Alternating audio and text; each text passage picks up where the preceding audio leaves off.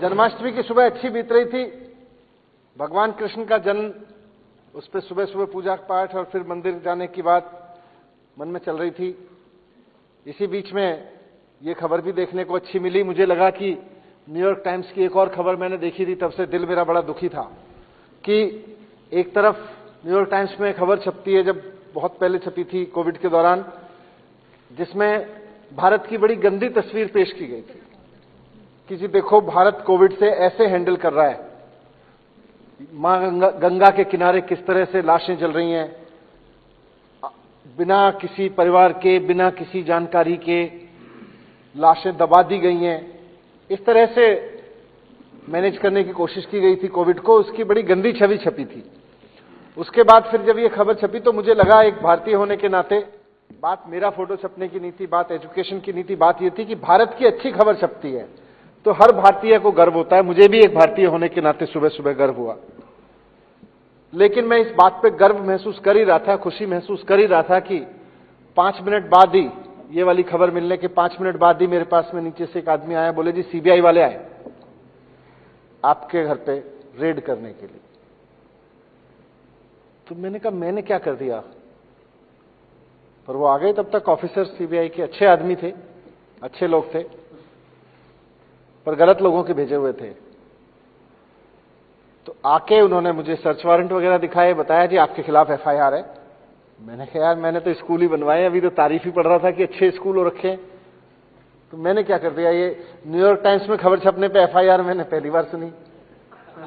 गलती तो वैसी यही थी कि इतना अच्छा काम कर दिया कि देश और दुनिया में तारीफ होने लगी दिल्ली की, दिल्ली के काम की, केजरीवाल जी के काम की। लेकिन फिर भी वो एफआईआर भी पढ़ी मैंने, पूरी तरह से फर्जी एफआईआर।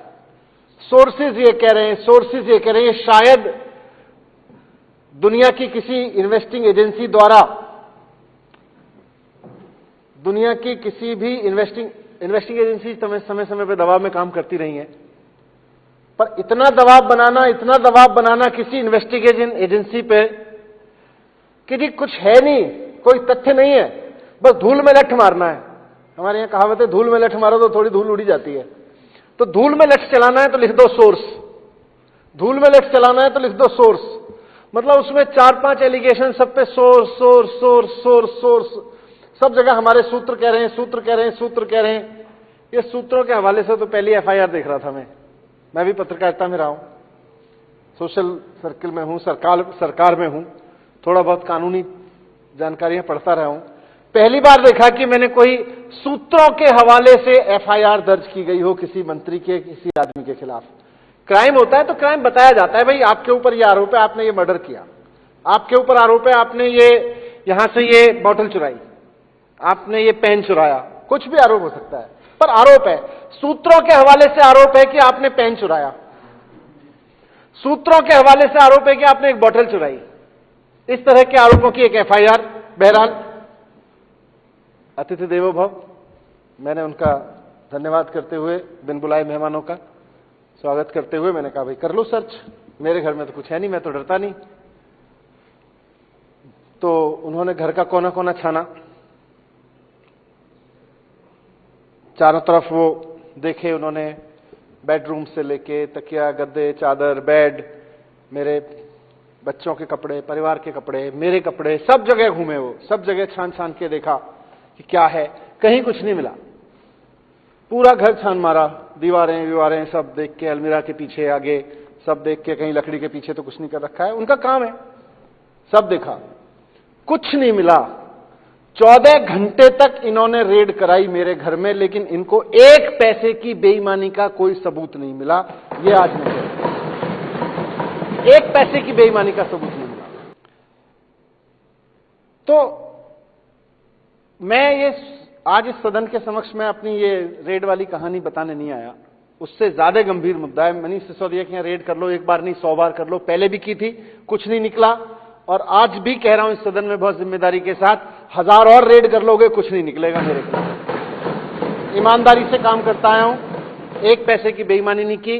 यह जरूर है कि सुबह उठ के स्कूलों में चला जाता था, स्कूल बनवाए हैं, टीचर्स के साथ, बच्चों के साथ बैठ के दिल्ली में पढ़ाई का माहौल बनाया है, अरविंद केजरीवाल जी से मार्गदर्शन ले लेके कि एजुकेशन कैसे आगे बढ़ाई जाए।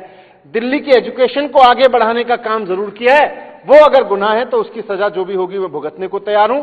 एक पैसे की बेईमानी मैंने नहीं की है, मैं बहुत जिम्मेदारी से कह रहा हूं। और फर्जी एफआईआर है, टोटल धूल में लठ चला रहे हैं बिल्कुल। 2000 अब ये जो दुनिया, असली वजह तो ये है कि ये जो दुनिया भर में तारीफ हो रही है ना, ये इन लोगों से सहन नहीं हो रही। बहुत छोटी सोच है इनकी, बहुत घटिया सोच है। अभी तक यही होता है 75 साल में कि कहीं कोई आदमी, कोई मंत्री, कोई अफसर काम करना शुरू करे और उसके खिलाफ सीबीआई लेके खड़े हो जाओ, डंडे लेके खड़े हो जाओ, उसके खिलाफ ऐसी टुच्ची पॉलिटिक्स करने लगो, घटिया सोच दिखाने लगो। ये लोग कर रहे हैं।